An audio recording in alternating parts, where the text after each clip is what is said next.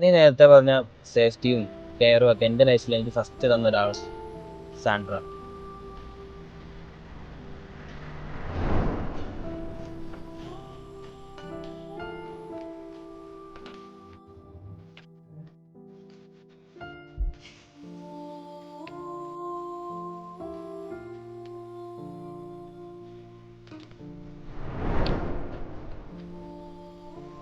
ഒരാൾക്കൊരു മനുഷ്യനെ എത്രത്തോളം സ്നേഹിക്കാൻ പറ്റുമെന്ന് ഞാൻ മനസ്സിലാക്കിയ അവളിലൂടെയാണ്.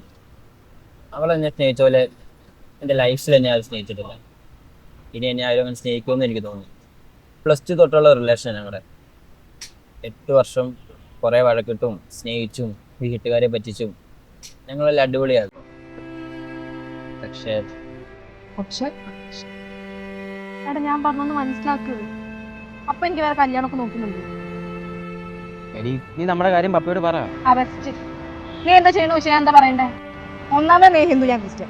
എന്നാ പറഞ്ഞ പപ്പന്റെ കുഞ്ഞു നമുക്ക് ജോലിയോടെ ഇല്ലാന്ന് പറഞ്ഞാൽ ഞാൻ തീർന്നു. അല്ല, നമ്മൾ പ്രേമിക്കുന്ന സമയത്ത് ഞാൻ ഹിന്ദു നീ ക്രിസ്ത്യൻ ആണെന്നുള്ളത് നിനക്ക് അറിയത്തില്ല.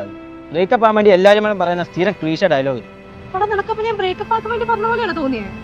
എടാ ഈ ജോലി ഇല്ലാന്നുള്ള സിമ്പിൾ റീസൺ എനിക്ക് വിട്ടുപറയാൻ പറ്റില്ല. അതുകൊണ്ടാ നമുക്ക് നിനക്ക് ജോലി ഉണ്ടെന്ന് പറഞ്ഞാൽ നമുക്ക് ഒരു റീജന്റെ കാര്യം എങ്ങനെയാണ് പ്രസന്റ് ആക്കാം. എന്നാ നമുക്ക് ഒളിച്ചോളാം. അത് നോക്ക് പറ്റത്തില്ല അല്ലേ? പറ്റില്ല. മമ്മ ഇല്ലാത്ത നീ കുറവറിയിക്കാതെ ആ മനുഷ്യനെ വളർത്തും. എനിക്ക് ആളെ നിർപ്പിക്കാൻ പറ്റില്ല. ഒരു ജോലിക്ക് വേണ്ടി ഞാൻ ഓടുന്നത് നീ കാണുന്നതല്ലേ? എന്റെ വീട്ടിൽ ഇരുന്നിട്ട് സമാധാനം കിട്ടാത്ത നിന്റെ അടുത്തോട്ട് വരുന്നു. അപ്പൊ നീയും കൂടി ഇങ്ങനെ തുടങ്ങിയാൽ ഞാൻ പിന്നെ എന്താ ചെയ്യണ്ടേ? എടാ പിന്നെ ഞാൻ എന്താ ചെയ്യണ്ടേ? ഇതൊക്കെ ഞാൻ ആരോട് വന്നിട്ടാ പറയണ്ടേ? ഞാൻ നോക്ക്, എനിക്ക് വെയിറ്റ് ചെയ്യാൻ പറ്റുന്ന മാക്സിമം ഞാൻ വെയിറ്റ് ചെയ്യുന്നുണ്ട്. ഇനി എനിക്ക് പറ്റില്ല. നീ പോ. ഞാൻ പോവാ. നീ പോടി.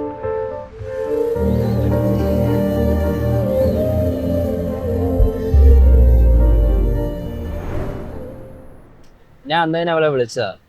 പക്ഷെ അവള് ഫോൺ എടുക്കാൻ കൂട്ടാക്കിയില്ല. പിന്നെ കോണ്ടാക്ട് ഒട്ടും ഇല്ലാതായി. ഇപ്പൊ 6 മാസം. നിങ്ങൾ ഇന്നലെ കണ്ടത് ഞങ്ങളുടെ ഒരു കോമൺ ഫ്രണ്ടാണ്. എന്നെ കോണ്ടാക്ട് ചെയ്യാൻ നോക്കിയില്ല? നോക്കി, പക്ഷെ കാര്യമില്ലെന്ന് തോന്നുന്നു.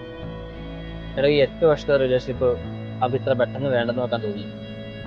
നിനക്കറിയാം, എനിക്ക് ഈ ജോലി കിട്ടിയപ്പോൾ ഞാൻ ആദ്യം പോയിട്ട് അവരുടെ അടുത്തോട്ടാണ്. അപ്പൊ അവരുടെ നെയ്ബേഴ്സാ പറഞ്ഞത് അവര് ദുബായിക്ക് പോയിരുന്നു അവളുടെ അപ്പൻ്റെ കൂടെ. നീ ഒന്ന് കഷ്ടപ്പെട്ട് ഇഷ്ടപ്പെടണമെന്നൊന്നും ഞാൻ പറയില്ല. എനിക്കെന്നെ എൻ്റെ അടുത്തൊരു ഫീലിങ്സ് തോന്നി, ഞാനെന്താ പറഞ്ഞു.